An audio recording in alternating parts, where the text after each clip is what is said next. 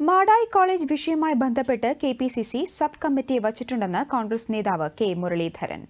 പാലക്കാട് മാധ്യമങ്ങളോട് സംസാരിക്കുകയായിരുന്നു അദ്ദേഹം. ഇപ്പോൾ നല്ല രീതിയിലുള്ള പ്രവർത്തനം നടക്കുന്നുണ്ട്.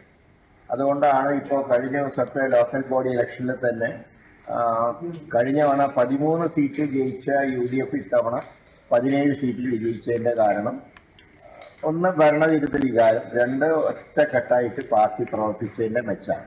അപ്പോൾ ഈ രണ്ട് കാര്യങ്ങളിലും മുന്നോട്ട് പോയാൽ തീർച്ചയായിട്ടും അടുത്ത ഭരണം UDFന് ലഭിക്കും എന്നുള്ള കാര്യത്തിൽ സംശയമില്ല. എന്നാൽ പുനഃസംഘടന വേണം വേണ്ടെന്നും ആരും പറയുന്നില്ല. പക്ഷെ അത് ഏത് രീതിയിൽ വേണം എന്നുള്ളതൊക്കെ ഒന്ന് താഴെത്തട്ടുള്ള പുനഃസംഘടനാ കാര്യം KPCC തീരുമാനിച്ചു.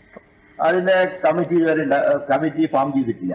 രണ്ട്, സംസ്ഥാനത്തെ മാറ്റമാണെങ്കിൽ അത് തീരുമാനിക്കേണ്ട ദേശീയ നേതൃത്വമാണ്. അതല്ലാതെ ഇവിടെ അങ്ങനത്തെ ഒരു ചർച്ചയും നടക്കുന്നില്ല. KPCC പ്രസിഡന്റിനെ നിലനിർത്തണം എന്നുള്ള അഭിപ്രായമാണ് ഭൂരിപക്ഷം എല്ലാവർക്കും.